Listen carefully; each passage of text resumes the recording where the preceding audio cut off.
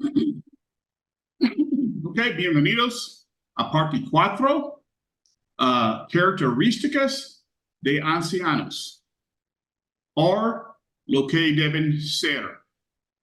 Primero Timoteo 3, 1 a 7, Tito 1, 5 a 9 y Primero Pedro 5, 1 a 4. Enumeran las características para los ancianos. Estas características abordan el carácter, capacidad y motivación adecuada del anciano, muy importantes para el éxito de su ministerio. Estas características no deben estar de forma separadas, donde un anciano tiene esta característica, pero no la otra, que la tiene otro de los ancianos.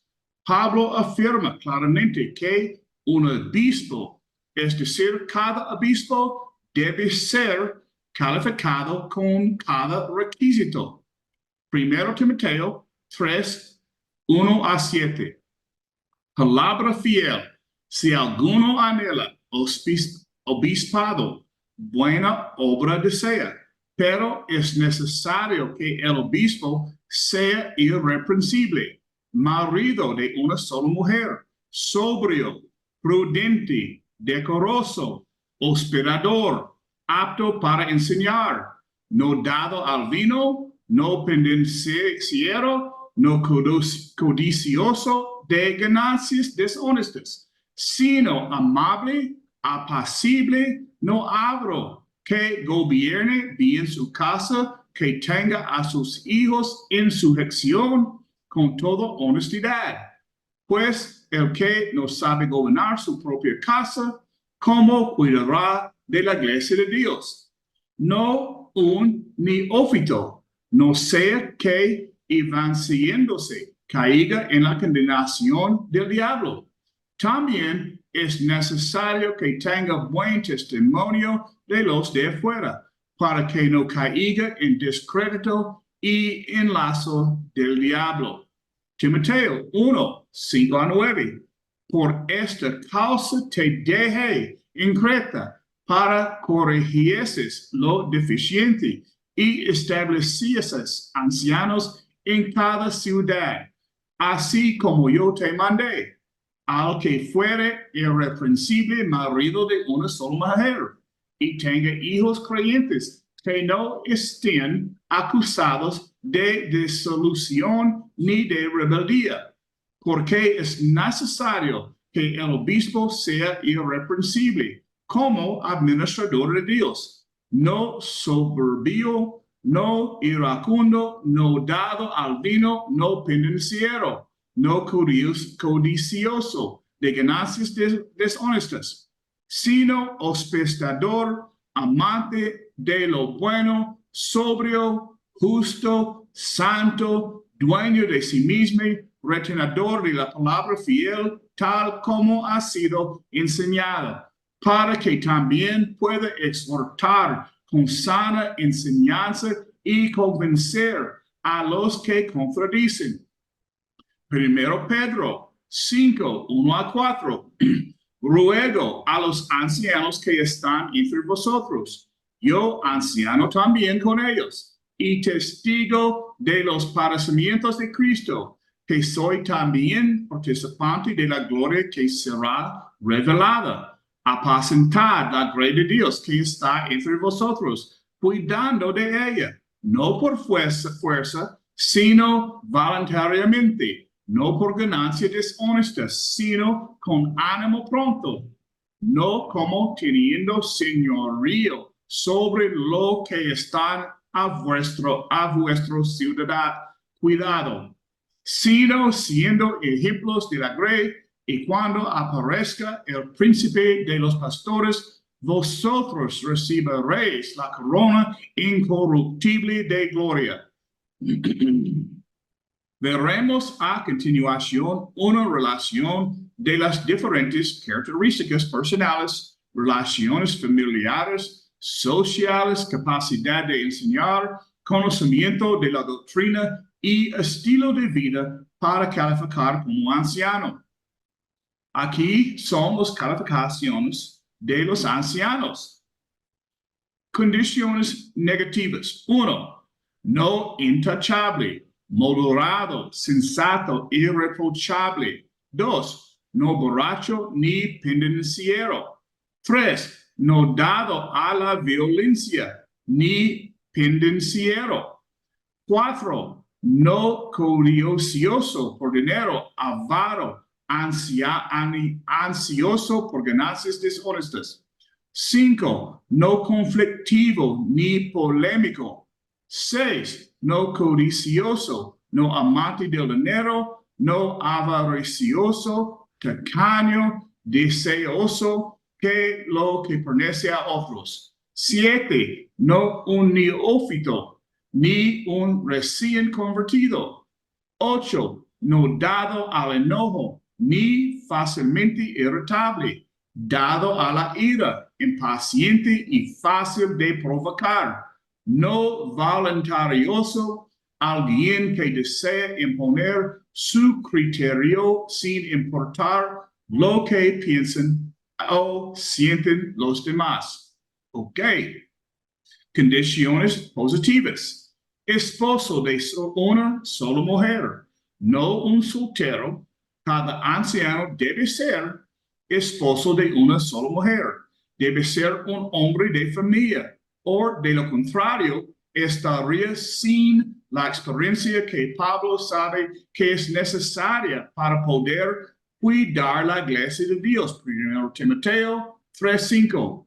Pablo considera al hogar con las relaciones con la esposa e hijos como una de las condiciones principales para que un hombre sea aprobado en el ministerio del anciano. Yo quiero detenerme en este punto y abordar este requisito, marido de una sola mujer. Esta declaración ha creado mucha confusión, incertidumbre e incluso conflicto entre los miembros de la iglesia sobre cómo definir y abordar este tema en particular. En primer lugar, ya hemos estudiado que Cristo es la cabeza de la iglesia. El siguiente nivel bíblico de liderazgo es el liderazgo a nivel de la congregación local. Hay varias iglesias representadas aquí hoy. En primer lugar, yo no tengo autoridad bíblica para decirles cómo interpretar esta escritura o incluso darles mi opinión. En segundo lugar, no soy un anciano, así que incluso a nivel local no tengo la autoridad para interpretar esta escritura para ustedes. Lo que haré es compartir con ustedes los hechos que he encontrado y avanzaremos desde allí. La palabra griega utilizada es mía. El diccionario griego Thayer's Nuevo Testamento 3391 define o traduce esta palabra como femenina. Una sola, una. He encontrado otras traducciones que hacen referencia a la palabra griega mía como una, sola una, pero una, etc.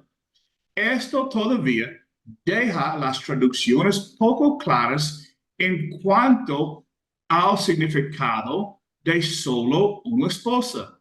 ¿Significa su primera y única esposa? Significa solo una esposa a la vez, ya que la poligamia era común en la época en que se escribieron estas escrituras. Sabemos que tanto en 1 Timoteo 3:1-7 como en Tito 1:6-9, la Biblia Reina Valera 1960 simplemente lo interpreta como marido de una sola mujer.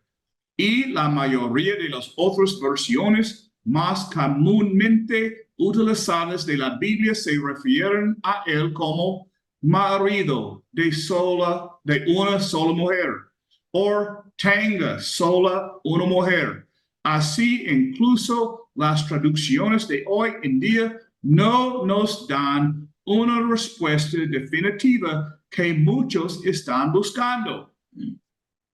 Permítanme compartir con ustedes algunos ejemplos de la vida real que he experimentado durante mi vida dentro de la iglesia.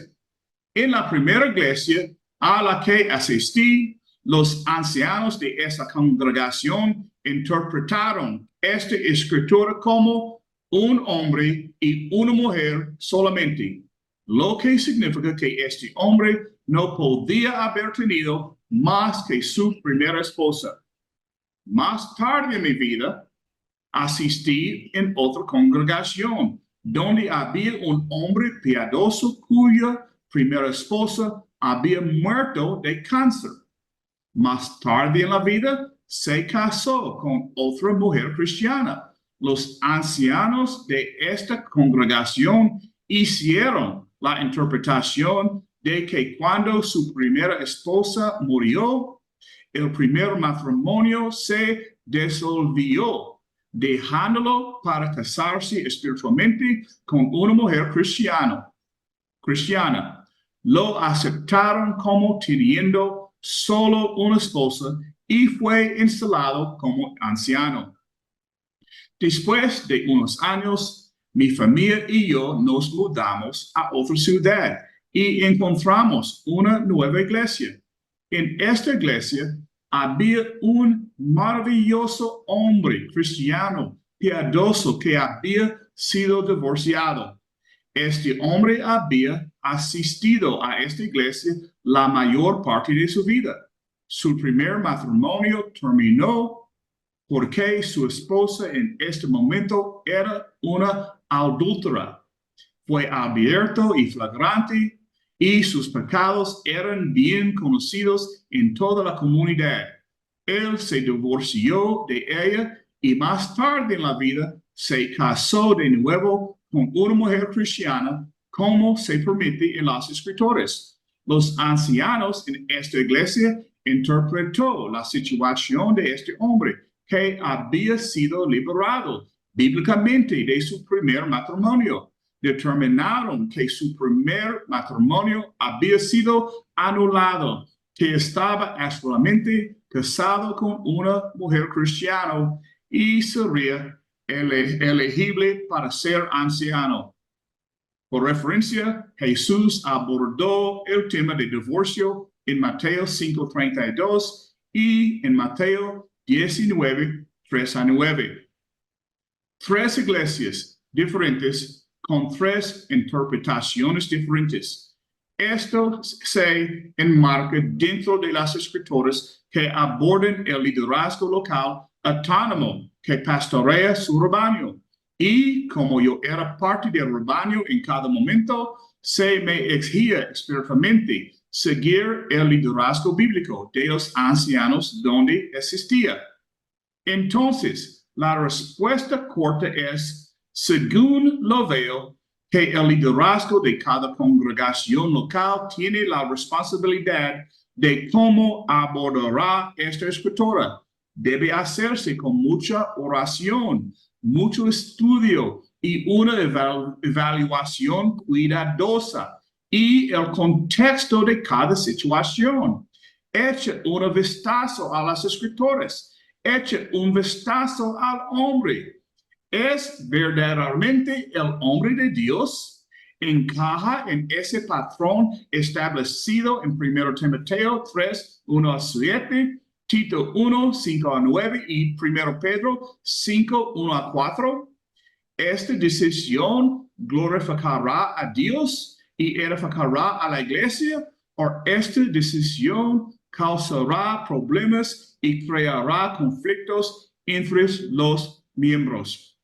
Recuerda, todo debe hacerse por amor. Todo debe hacerse para la gloria de Dios. La responsabilidad de esta interpretación recae en los hombres de liderazgo local. Nosotros como rebaño debemos respetar el hecho de que esta es su responsabilidad y permitirles tomar esta decisión. Me preguntaron qué hacemos si no tenemos ancianos para responder esto por nosotros. Abordaremos esta pregunta en la próxima sesión cuando hablemos del proceso de selección de los ancianos. Continuemos con los requisitos. 2. Temperamento sobrio, moderado. 3. Prudente, sensato. 4. De buen comportamiento ordenado. 5. Hospitalario, generoso con los invitados. 6. Capaz de enseñar, lo que le permite tanto exhortar en la doctrina sana como convencer a los que le contradicen. Debe poseer tanto la capacidad como maestro, disposición y entrega al ministerio de la enseñanza. 7. Amante de lo bueno, es decir, de los hombres y o las cosas buenas. 8. Justo, intenta ser justo en sus juicios. 9. Santo, del griego agios, de donde vienen palabras como santificar, lo que significa apartar de y apartar para, también que agios viene santo, la forma abreviada de santificar. Por lo tanto, una vida separada para Cristo es beneficio de los miembros de la iglesia local. Número 10. Autocontrolado, sabe ponerse freno a sí mismo. 11. Aferrado a la palabra fiel, lo que le permite exhortar y convencer a aquellos que se oponen. Tito 1:9. 12. Amable, tolerante, opuesto a violento y pendenciero. 13. Buena reputación entre los afuera. Tiene una buena reputación entre aquellos que no son cristianos. 14. Gobierna bien su propia casa. Fíjense que bien no es un autócrata que gobierna su casa con mano dura. 15. Tiene hijos fieles. A menudo se insiste en que la palabra hijos es plural y por lo tanto el anciano debe tener más de un hijo. Pero la escritora también usa la palabra hijos en contextos donde se entiende que incluye a un solo hijo. Considere lo siguiente. Primero Timoteo 5:4. Pero si alguna viuda tiene hijos o nietos, que aprenden primero a ser piadosos para con su propia familia y a recompensar a sus padres. Aquí se refiere a los hijos y nietos para que cuiden de sus padres. Si fueran solo hijos, entonces esto liberaría a un hijo único de esta obligación. No incluye este pasaje a una viuda con un solo hijo. 1 Timoteo 5:16. Si algún hombre o mujer creyente tiene viudas, que las ayude y que la iglesia no sea cargada para que pueda ayudar a las que son viudas de verdad. Aquí hay un hombre o mujer soltero que tiene viudas en plural. Deben las viudas ser en número plural para que el hombre o mujer esté obligado a cuidar de ellas. ¿No incluye esto también a un hombre o una mujer que solo tiene una viuda? Lucas 14:26. Si alguno viene a mí y no aborrece a su padre y madre y mujer y hijos y hermanos y hermanas y aún también su propia vida, no puede ser mi discípulo. ¿Debe la palabra hijos ser más de un hijo? ¿Esto no incluye a las familias con solo un hijo? Génesis 21:7. Y dijo además, ¿Quién hubiera dicho a Abraham que Sara daría de mamar a hijos?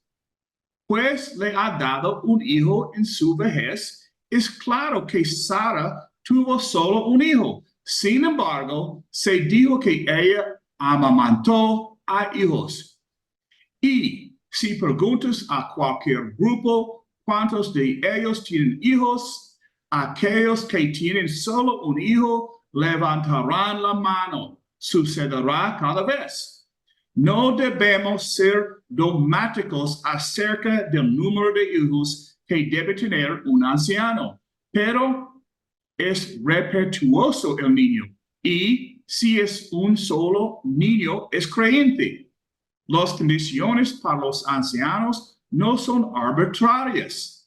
A través de los años, aquellos hombres que se esfuerzan por desarrollar estas características de carácter, rasgos familiares, doctrinales, sociales de estilo de vida, también desarrollan consecuentemente un espíritu que los ennoblece y una experiencia moral que les permite desempeñar su trabajo de administrar la iglesia de Dios. El consejo de Pablo a los ancianos de Éfeso fue: cuiden de sí mismo y de todo el rebaño. Primero de sí mismo y luego del rebaño. Hechos 20:28. Ese es un consejo muy sabio para hoy en día. La relación de la iglesia y con la ancianatura. Una relación de genuino respeto por los ancianos es esencial para armonía, unidad y desarrollo espiritual de la iglesia local. Aquí hay 4 referencias bíblicas que señalan el alto aprecio que debe tener por los pastores espirituales del Señor. El primero, 1 Tesalonicenses 5, 12 a 13. Estimen en gran manera a los ancianos con amor, el resultado de un esfuerzo sincero por mantener a los ancianos en alta estima es vivir en paz unos con otros. Hebreos 13:17. Sean sumisos a los ancianos, la cooperación con aquellos que velan por sus almas, se provechosa para cada miembro de la iglesia y esencial si quieren hacerlo con alegría y no con quejas. Primero Timoteo 5:17 a 18. Apoyen a los ancianos que se dedican de tiempo completo a su trabajo. El doble honor incluye tanto el aprecio con el que considera dignos a los ancianos que gobiernan bien, como los salarios que reciben por empleo de tiempo completo en su ministerio.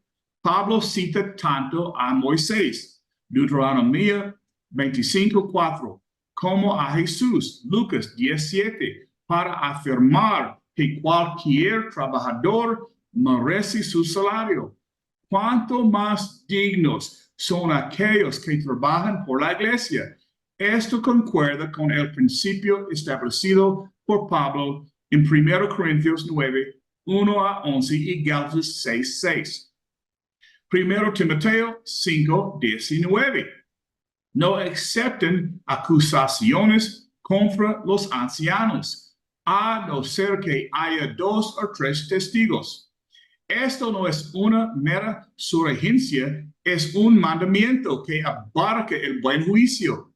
Antes de concluir esta lección, yo quiero compartir contigo algunas de mis ideas y observaciones personales sobre ser anciano. Si lees los requisitos para los ancianos, notarás que los requisitos no son diferentes a los de cualquier otro cristiano. Entonces, básicamente, un anciano es una persona con una reputación por intentar ser un buen cristiano. Un anciano es solo un servidor en la organización de la iglesia. Su trabajo sigue siendo servir a las personas, pero con responsabilidades adicionales por sus almas. Un anciano no es alguien importante y poderoso en la iglesia. No tiene poder especial. Debe tener la humildad y el corazón de un servidor humilde. Cristo es la cabeza de la iglesia para los ancianos y para todos los miembros de la iglesia. Un anciano es un líder en la iglesia, pero lidera desde un rol de servidor. Lidera y cuida del rebaño de la iglesia como un buen pastor, por amor a su rebaño y amor a Cristo. Lidera no porque tenga poder, sino porque los miembros de la iglesia los respetan y eligen seguirlo. Es por eso que elegimos a nuestros ancianos, a quien elegimos seguir. En la práctica, eso significa que se requiere una clara mayoría para elegir a un anciano. Yo creo que un anciano también debería ser un maestro. Y en mi experiencia, la diversidad es buena dentro de un consejo de ancianos. Un equilibrio entre conservadores y liberales, un equilibrio entre las diferentes clasificaciones de caracteres como analíticos, expresivos, impulsivos, afables, personas de cualquier carrera, trabajo y estilo de vida. La belleza de un consejo de anciano exitoso es la unidad de propósito y amor en un grupo tan diverso. En conclusión, las condiciones y el trabajo de los ancianos pueden ser clasificados en dos categorías: ser y hacer. Lo que los ancianos deben ser para que puedan hacer el trabajo. La seriedad de este trabajo es tal que los ancianos rinden cuenta de su trabajo al Señor. El trabajo de los ancianos como supervisores y pastores espirituales requiere de todos sus recursos emocionales, mentales y físicos. Los cristianos sinceros de honesto deben trabajar juntos para el Señor y lograr establecer este diseño divino para la iglesia local, plan y diseño de Dios para su iglesia. Ahora yo quiero compartir algo muy cerca de mi corazón. Este es una foto de yo y mi abuelo hace muchos años.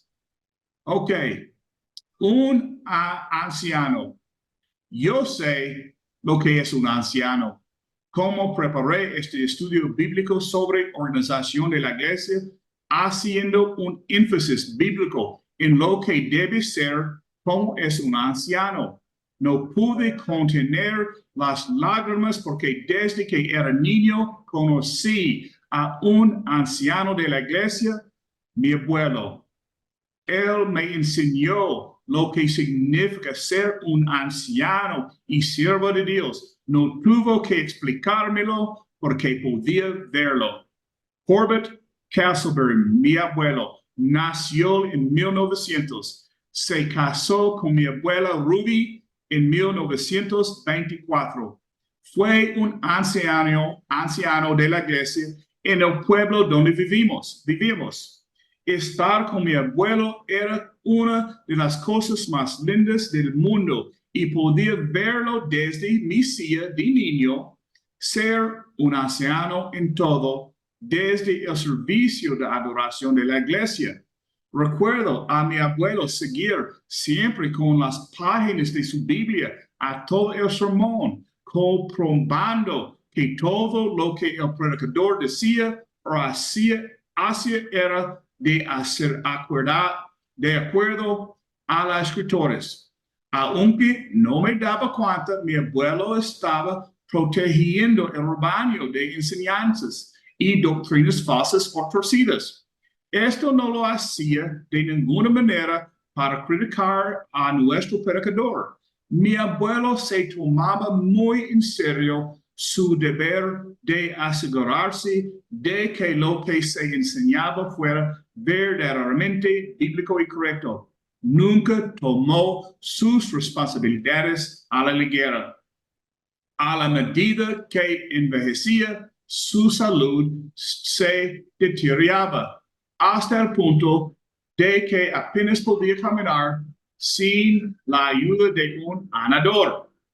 Recuerdo de niño ver al predicador venir a recoger a mi abuelo en su casa cada lunes y llevarlo a la casa de todos los que faltaron a la iglesia el domingo anterior, a los enfermos y a los impedidos. No estaba allí para condenar, estaba allí para ver cómo podía ayudarles en caso de que algún problema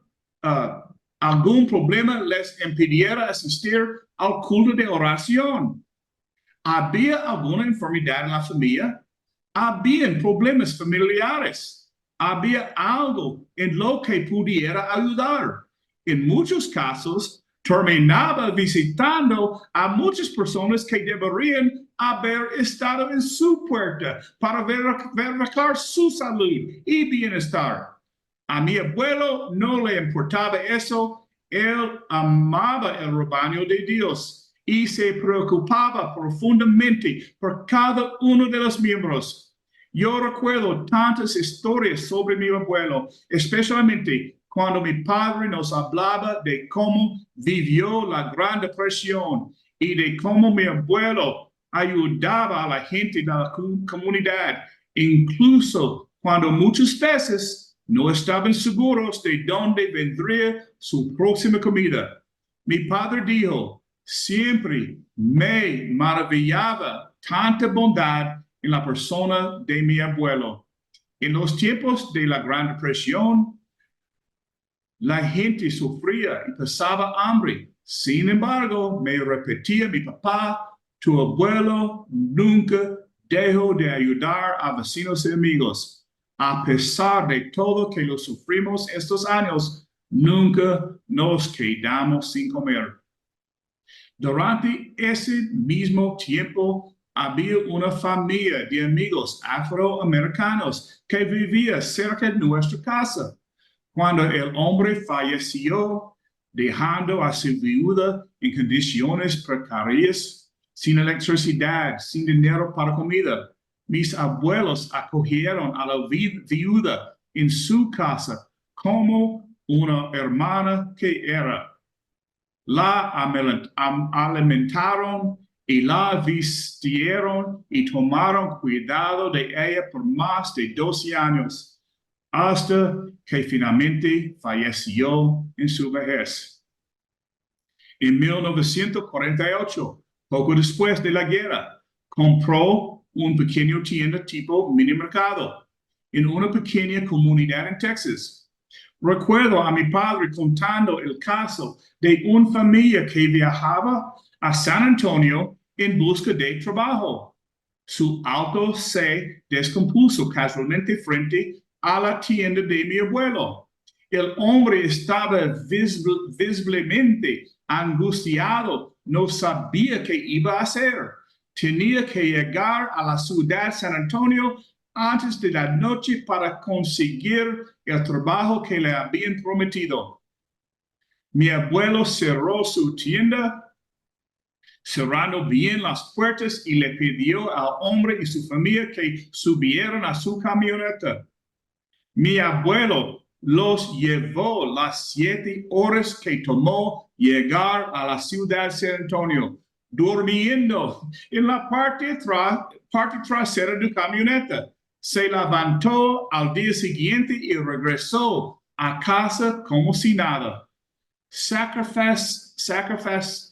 Sacrificio 2 días de sustento porque una familia que no conocía necesitaba llegar a San Antonio. Yo tengo tantas cosas y historias para compartir sobre mi abuelo.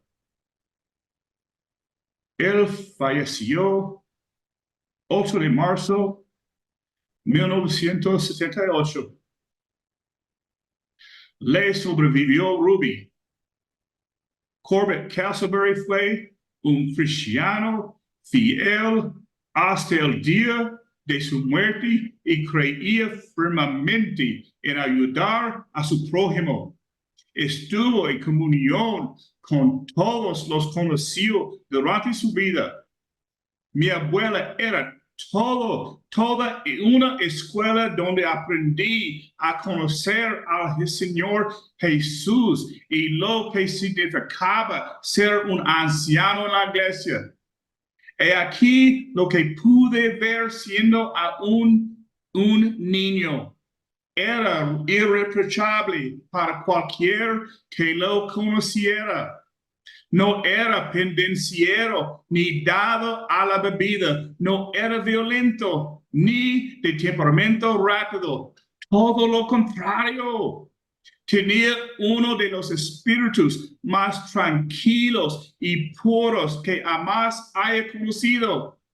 No era codicioso. De hecho, no creo que le importaran las cosas materiales. Solo una comida decente y un techo sobre la cabeza de su familia. Nunca intentó imponer su voluntad sobre nadie. Se preocupaba más por lo que la otra persona necesitaba porque sus propias necesidades. Tenía una mente sobria, arraigada en el espíritu y llena de la palabra de Dios. Demostraba su hospitalidad una y otra vez, no solo a las personas de la iglesia, sino especialmente a aquellas fuera de ella. Era dueño de sí mismo, amaba todo lo que era bueno y justo, aferrándose firmemente a la palabra de Dios. Era bien conocido y admirado por todos los que le rodeaban o habían oído hablar de él. He conocido fieles en varias generaciones, pero ninguno como mi abuelo, incluso yo. Siempre amable, cuidadoso y tierno, todo el amor de Jesús en su vida y su corazón. Amaba el rebaño de Dios con todo su corazón, mente y alma. Este es final de sesión 4. Parte 4.